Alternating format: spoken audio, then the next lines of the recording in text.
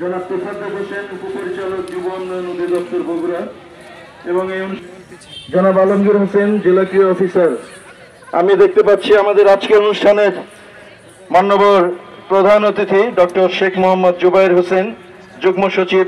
যুব শারীরিকভাবে এবং মানসিকভাবে তারা কিছুটা অস্থির থাকে, যে কারণে আমি এই অনুষ্ঠান অত্যন্ত সংক্ষিপ্ত করতে চাই।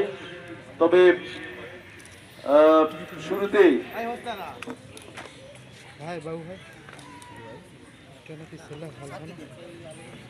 আমরা কোনো আনুষ্ঠানিকতা তারুণ্যের উৎসব 2025 এই উদযাপনের অংশ হিসাবে আজকে এই বিশেষ চাহিদা সম্পন্ন শিশুদের জন্য যে ক্রীড়া অনুষ্ঠান অনুষ্ঠিত হচ্ছে, এখানে উপস্থিত রয়েছেন অতিরিক্ত জেলা ম্যাজিস্ট্রেট ইমরুল কায়েস। আজকে তার সাথে দেখা হলো এইমাত্র, ইমরুল কায়েস, এবং উপস্থিত আছেন অতিরিক্ত পুলিশ সুপার, আমাদের যুব উন্নয়ন অধিদপ্তরের উপপরিচালক বগুড়া, আর জেলা ক্রীড়া সংস্থা, জেলা ক্রীড়া পরিদপ্তরের জেলা ক্রীড়া কর্মকর্তা, ক্রীড়া সংস্থার সব আমাদের যে সদস্যগণ রয়েছেন, এবং আমার সামনে উপস্থিত আছেন বিভিন্ন মিডিয়া প্রতিনিধিগণ, এবং আমাদের সবচেয়ে মূল্যবান এই যে বিশেষ চাহিদা সম্পন্ন শিশু আজকে যারা এখানে উপস্থিত আছেন তাদের খেলা দেখার জন্য আমরা অধীর আগ্রহে অপেক্ষা করছি। আর কিছুক্ষণের মধ্যে খেলা শুরু হবে। আমি শুধু দু একটি কথা বলে শেষ করে দিচ্ছি যে তারুণ্যের উৎসব 2025 মূলত উদযাপিত হচ্ছে এসো দেশ বদলাই পৃথিবী বদলাই এই স্লোগানকে ধারণ করে। আমাদের মাননীয় প্রধান উপদেষ্টা নিজেই এই স্লোগানটা প্রবর্তন করেছেন যে দেশ যদি না বদলাই, আমরা দেশ বদলানোর আগে আমাদের দরকার হবে যে নিজেকে বদলানো। সুতরাং নিজেকে বদলাই, দেশ বদলাই, এবং অ্যাকর্ডিংলি আমরা পৃথিবী বদলাই। তো পৃথিবী বদলানোর জন্য আমাদের এই যে তরুণ সমাজ যারা রয়েছে তারাই মূলত কিন্তু এই দেশ এবং পৃথিবী বদলানোর মুখ্য কারিগর হিসেবে কাজ করবে। এবং আমরা শুধু এই তারুণ্যের উৎসবের মাধ্যমে শুধু কোনো একটা সমাজকে নিয়ে না, আমাদের সমাজে যে আমরা যে বলি বৈচিত্র্য, আমাদের যে বিভিন্ন রকম মানুষ আছে, সকলের অংশগ্রহণে এবং সমাজকে ঐক্যবদ্ধ করা, বিশেষ করে তরুণ সমাজকে একটা ছাতার নিচে নিয়ে এসে একতাবদ্ধ একটা পৃথিবী বা ঐক্যবদ্ধ একটা পৃথিবীকে আমরা উপহার দিতে চাই, ঐক্যবদ্ধ একটা বাংলাদেশ করতে চাই।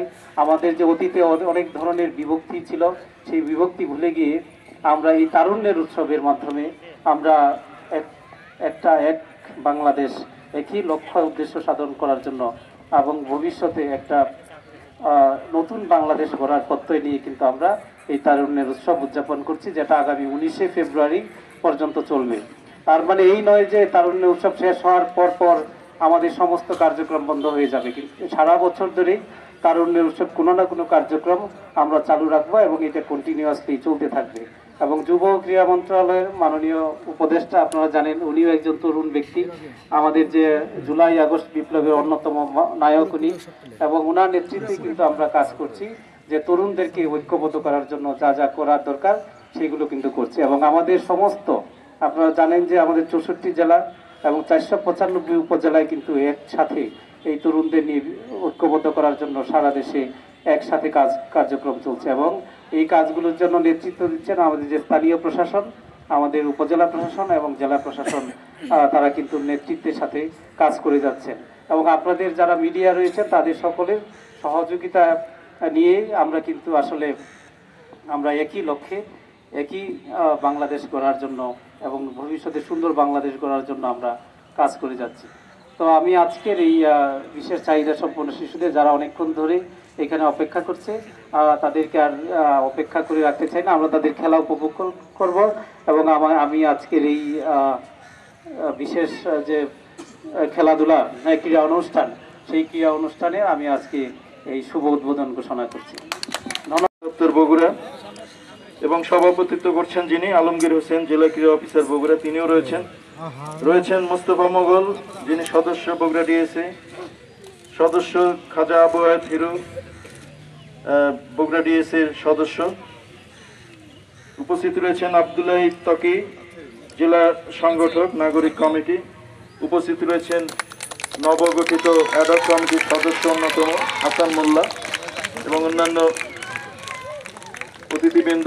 এবারে অতিথি মহোদয় এখন খেলোয়াড়দের সঙ্গে এবং এই সকলের সঙ্গে একটি সেখানেই আছি। আমরা দেখেছি যে যেখানে আমাদের দেশি বিদেশি প্লেয়াররা এই মাঠের ভূয়সী প্রশংসা করেছেন, ক্রীড়া রিপোর্টাররা রিপোর্ট করেছেন সবসময়, কিন্তু আলোর মুখ আমরা দেখি। নতুন করে বাংলাদেশ পাল্টাচ্ছে, নতুন করে আমরা উন্নয়নের দিকে যাচ্ছি, নতুন একটা সমৃদ্ধির দিকে যাচ্ছি। সেই জায়গায় এই স্টেডিয়াম নিয়ে আসলে সরকারের চিন্তাটা কী, এবং আমরা কি আসলে যে অপেক্ষা দীর্ঘদিনের এই অঞ্চলের মানুষের, শুধু বগুড়া না, নর্থ বেঙ্গলের মানুষ এখানে ক্রিকেট আন্তর্জাতিক ম্যাচ দেখার সুযোগ পেত, সেই বঞ্চনাটা এই অঞ্চলের মানুষের 18 বছর ধরে বুঝতে পারে। স্যার, আমরা একটু ছোট্ট করে জানতে চাই, আমরা কি আশার আলো একটু দেখতে পারি? ক্রীড়াক্ষেত্রে, বিশেষ করে বর্তমানে অন্তর্বর্তী সরকার ক্রীড়াক্ষেত্রে যাতে আমরা আরও উন্নতি সাধন করি, বুমটা কি বন্ধ আছে নাকি? পদক্ষেপ আমরা গ্রহণ করছি, করেছি। এবং আপনি জানেন যে মাননীয় প্রধান উপদেষ্টা উনি কিন্তু ক্রীড়ার ক্ষেত্রে যত ধরনের উৎসাহ দরকার সমস্ত কিছু ওনার নির্দেশনা রয়েছে। একই সাথে হচ্ছে যুব ক্রীড়া মন্ত্রণালয়ের মাননীয় উপদেষ্টা যিনি কিন্তু এই সমস্ত খেলার ক্ষেত্রে, বিশেষ করে আপনারা জানেন যে আমাদের ক্রিকেট এবং অন্যান্য যে খেলাগুলো আছে, ফুটবল, সমস্ত খেলার জন্য আমরা পর্যায়ে উন্নীত হতে পারি, সেই জন্য যা যা করণীয় সেগুলো কিন্তু আমাদের অলরেডি হাতে নেওয়া হয়েছে। তো এই স্টেডিয়াম আমি দেখলাম যে এখানে কিছু, যেহেতু অনেকদিন দীর্ঘদিন কোনো খেলা হয়নি, আন্তর্জাতিক কোনো ম্যাচ হয়নি, সুতরাং এখানে আরও সংস্কারের প্রয়োজন আছে এবং এই সংস্কারগুলো যেন হয় আমি আমাদের সচিব মহোদয় ওনাকে আমি অবহিত করবো যে ব্যবস্থাটা করতে, এবং এই বিষয়ে যেন আমরা পদক্ষেপ নিতে পারি সেই জন্য আমি কর্তৃপক্ষকে অবহিত করব। স্যার, আমাদের একটা জানা উন্নয়ন দেখতে পাবেন, আমরা তো একটা বৈষম্যহীন বাংলাদেশ চাচ্ছি এবং কোনো অঞ্চলের ভিত্তিক যেন বৈষম্য সৃষ্টি না হয় সেই জন্যই কিন্তু কাজ করছি। এবং এই স্টেডিয়ামটা কিন্তু অত্যন্ত বড় স্টেডিয়াম বলা যাবে, এবং এখানে আন্তর্জাতিক ম্যাচ আয়োজনের সমস্ত সুযোগ সুবিধাদি রয়েছে, এবং এটা সংস্কার করলেই কিন্তু আমরা আশা করি যে খুব তাড়াতাড়ি এটাকে খেলার উপযোগী করতে পারবো, সকল ধরনের খেলার জন্য উপযোগী। পাশাপাশি বগুড়া জেলা সুইমিং পুলের যে বিষয়টি আমাদের যেহেতু মূলত আমাদের সচিব স্যার আছে, ওনাকে আমি অবহিত করব, এবং আমাদের যে জাতীয় ক্রীড়া পরিষদ রয়েছে আমাদের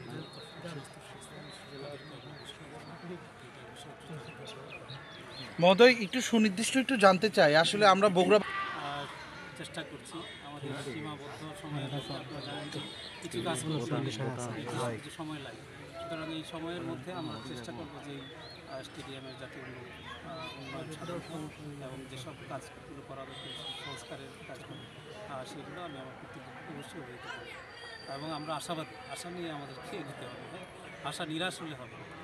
সময় পরিবর্তিত হয়েছে এবং পরিবর্তিত সময়ে আমরা ইতিবাচক পরিবর্তনের প্রত্যাশা। হ্যাঁ, এবং আমরা আশা করি যে একটু ভালো কিছু হবে। আমরা আপাতত এটা নিয়ে কাজ করার জন্য এগোই। আপনারা জানেন যে এটা কিন্তু মিডিয়াতে যাওয়ার জন্য বলছি না, যে যদি কাজে না লাগে উপযুক্ত, মানে যদি আমি বানালাম একটা স্টেডিয়াম কাজে লাগবে, আপাতত এটাকে আমরা কার্য উপযোগী করে খেলার উপযোগী করে পরবর্তীতে হয়তো।